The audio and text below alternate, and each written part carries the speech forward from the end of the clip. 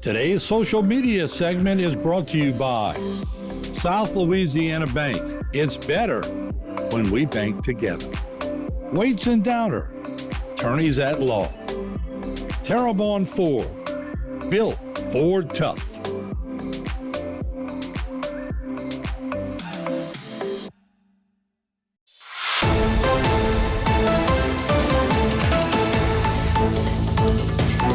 Hey everybody, welcome back to Bayou Time. Harry McCullough here. It's that season. It's 4th of July season, but it's also hurricane season. So here to talk a little more about travel during the 4th of July and possible hurricane evacuation routes. Ross Brennan, Supervisor, Louisiana State Police, Public Affairs Region 2, which is a little extra on the back half of that title now. Yes, sir. Congratulations. Appreciate it. Hey, let's talk about 4th of July. I'm sure there's a lot of people, like other holidays we've had, where it seems every time you watch the news, they're like, more people are traveling this week. Yeah. And it seems like it's been consistent. I'm sure 4th of July will be the same way. Maybe not people getting on airplanes, but people headed to beaches and parties and pools and that kind of stuff. Yeah, exactly. Like you said. And unfortunately, with the 4th of July season, statistically, it shows that it's one of the deadliest times on our roadways. NHTSA reports that over 40% of fatalities that happen on the road across the nation involve some type of impaired drivers. And look, we want people to go out there and celebrate, right? It's a great holiday. Want them to have fun with their friends and their family. But again, we want them to do it responsibly. So like I said, impaired driving. Before you even go somewhere, have a game plan of how you're going to get back home safely. If you're going to consume any type of alcohol or substance that causes impairment, like drugs or whatever, right? Have a way that you're going to get home safely at the end of that time. Because impaired driving, it doesn't just affect you, it affects other innocent people. I mean, we do all the press releases for the area. We see it time and time again. The poor innocent person's life was taken because somebody made the choice to drive impaired. So that's definitely one of the main things. But also just traveling on the roadway, make sure you're properly restrained. Again, we see a lot of crashes where if somebody was properly wearing their seatbelt, they probably would have walked away. But because they weren't, they were either thrown from the vehicle or thrown around the vehicle. Not only injured themselves, but potentially injured other passengers inside the car also. So again, wearing a seatbelt doesn't just keep you safe, it keeps other people safe inside the vehicle as well. Yeah, and two things about our area. Obviously, our roads, we got a lot of 2-lane highways. So, you know, people are going back and forth. The other thing is that if you talk to people in a big city, you're like, if I know I'm going to have a glass of wine, I just take an Uber. Well, that's really not it. I mean, I know we have those ride shares here, but, you know, especially if you're going to Cocodrie or you're going to Grand Isle, you're not have a lot of ride sharing accessibility in those two things. It just makes it a little more dangerous around here. For sure. So you got to be careful. Exactly. But that's where it comes with having that plan in place. So you figure other people going to this party or whatever it might be, this social gathering, maybe somebody draw the short straw and be like, hey, look, I'm going to drive. Or maybe even spend the night at that person's place, right? So you have different options. Yeah, we don't have the Uber, the Lyfts, but there's other ways to get around it too, right? Again, it's a choice to get on the roadway and drive impaired. But even talking about the little 2-lane roads, you know, again, with that, is being attentive behind the wheel. Doesn't take much to be looking at the phone and being distracted. Next thing you know, you're running off the road in the curve, and then you're trying to overcorrect or whatever, and a crash happens. So there's a lot of things that could happen on the roadway, but by us making those right choices, we can prevent them from and I think that's your point, is make sure you plan ahead of time. Don't just go, oh, I'll call an Uber, because you ain't going to get one. And you're right. It's just a little more dangerous. So we do have to plan and make sure nobody's been drinking behind the wheel. The other time, you know, as we start, you know, May, June, July, June 1st, I guess, is always the start of hurricane season.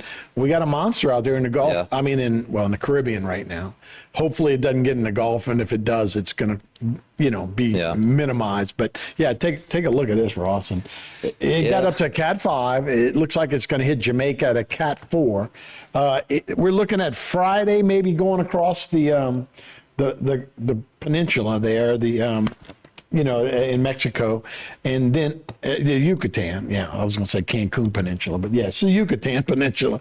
And then Saturday should be maybe getting back into the Gulf. Hopefully there'll be enough wind shear that it should calm down. But if you look at the cone on the other side, that cone was way further south just a day ago. And that just scares me that it's sneaking up to, looks like Port Arthur, Brownsville, and that kind of stuff. So if it keeps coming this way, we may be affected by those right wing. I don't think we'll get mauled. But anyway, my point with you is we had talked, I don't think we've had counterflow since Gustav, which is 2008.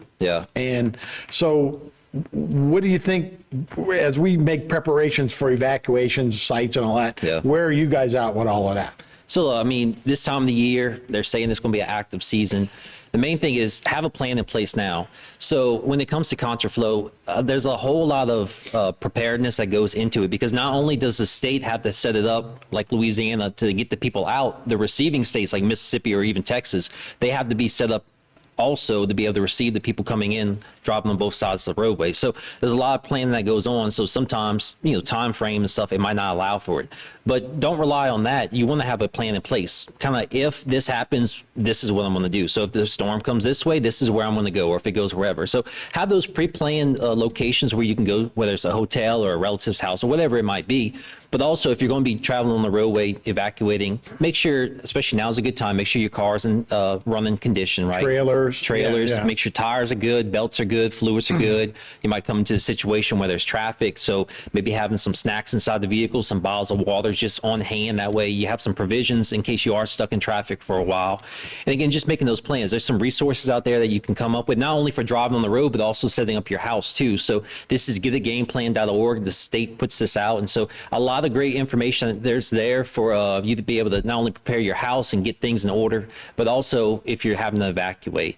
And talking about evacuations, there could potentially be some road closures too. This is another great website. It's called 511la.org. This is put on by DOTD, and it shows all the road closures and stuff inside the whole state. So a lot of good resources out there. Now's the time. I'm even considering taking my shutters and boards out of my attic just in case. Yeah. But I don't want to be caught short in case this storm does come this way. Again, not trying to scare anybody, but just have that game plan in place. Yeah, because this won't be the last one, right? This is, we just started July, and August and September is really when it gets cooking around here. So it's good to have those preparation. Like I said, we don't want to get too much, worry and anxiety, but you have to think ahead, both driving during the 4th of July and then for hurricanes. Most definitely. All right, Ross Brennan, thanks so much. Appreciate it, man. Thank you. All right, we'll be right back with more Bayou Time right after this.